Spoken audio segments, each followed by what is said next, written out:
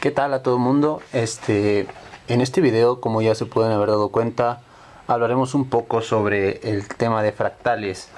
Primero que nada, los fractales deben su origen al francés Henri Poincaré en 1854 a 1912, la vida de este matemático.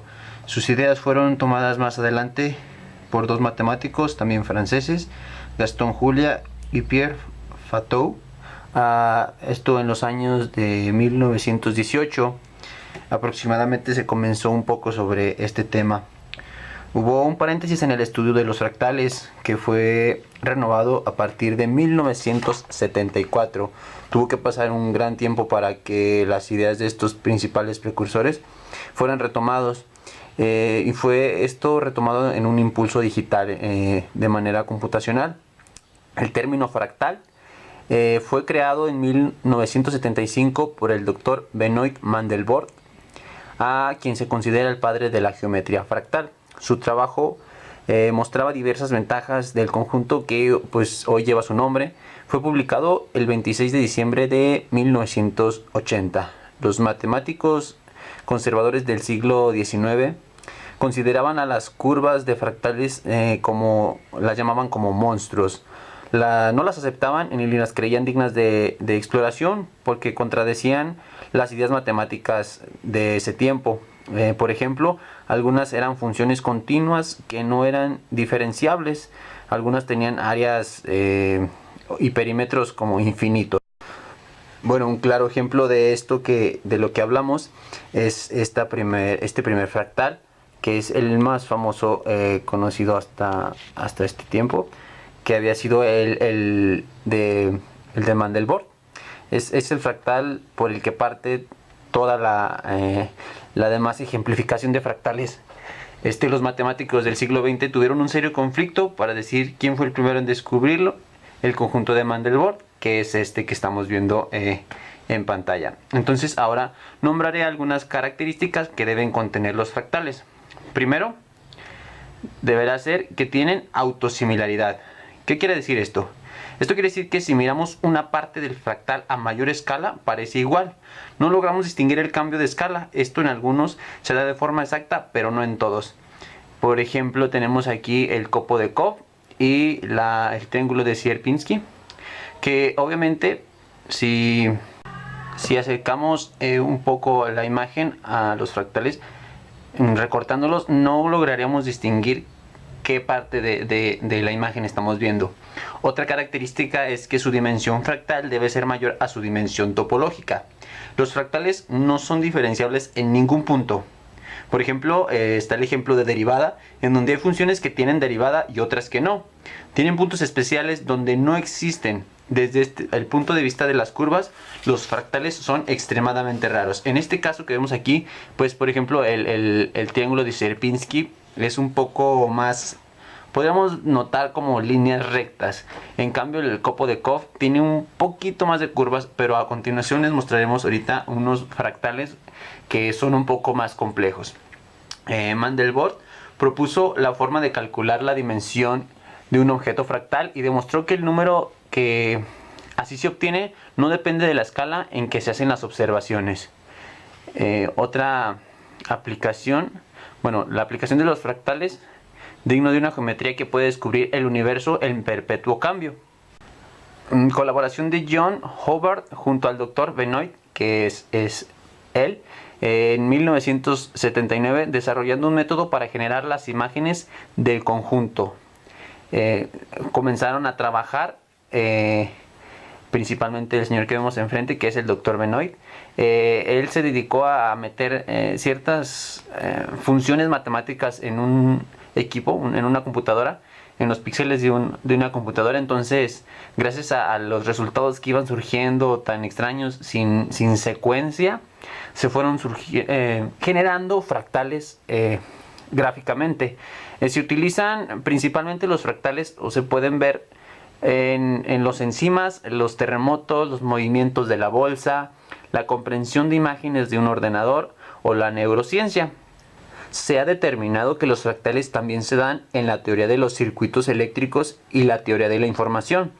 Tienen representaciones principalmente en la naturaleza y en el arte, que es donde más gráficamente lo podemos notar. Lo que está ocurriendo es que la geometría euclidiana con las dimensiones enteras no logra alcanzar la esencia de las formas irregulares. ¿Qué quiere decir con esto? Significa que, por ejemplo, tenemos eventos naturales o creados por el hombre en los que se puede observar cierta comprensión de fractales de manera simple. Por ejemplo, en la naturaleza, como ya lo había mencionado, pero sin embargo hay momentos en los que la matemática, la geometría básica, la geometría euclidiana no logra representar estos eventos. Ahora mostraré algunos otros ejemplos de fractales. Tenemos este primer ejemplo, que es el que habíamos mencionado, es el efecto de Mandelbrot. Tenemos también la esponja, en la que es una representación fractal en tercera dimensión. Como ya hemos mencionado, también el copo de Kov, en las representaciones que podemos observar, la naturaleza. Y existen ya este tipo de fractales que son un poco más complejos, en los que se cumplen las características principales, en las que no podemos, como ya habíamos mencionado, calcular el área o el perímetro de estas figuras, y donde es complicado, porque tanto su formación plana como en tercera dimensión se puede realizar. Existen experimentos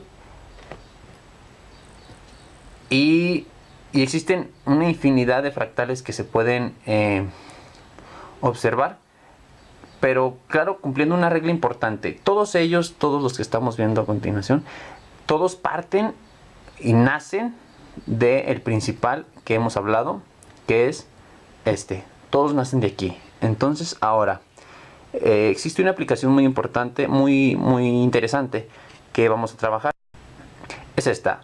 Por ejemplo, es muy recomendable. La dejaré en la caja de descripciones para que puedan ustedes descargarla, donde se puede generar un acercamiento a los fractales, y obviamente vemos que se cumplen las características de lo que les mencioné. Por ejemplo, en este momento aquí esta pequeña parte del fractal ya tiene una autosimilaridad a la inicial, a lo primerito que estábamos viendo.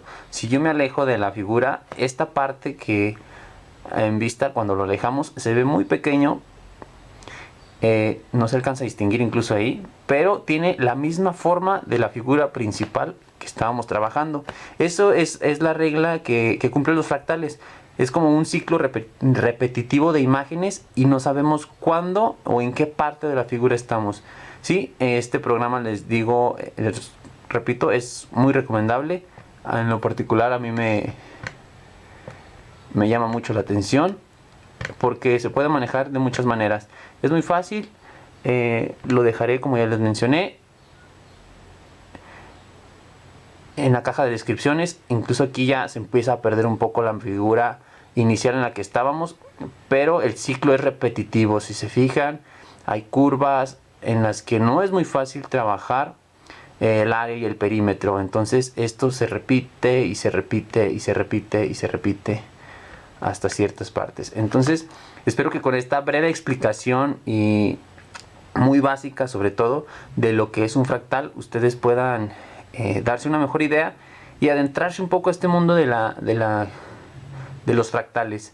Espero que utilicen el programa, que se encuentren más ejemplos. Se esperan comentarios, se reciben comentarios, opiniones, y espero que les sirva de algo este programa. Por lo pronto sería todo. Muchas gracias y un saludo a todos.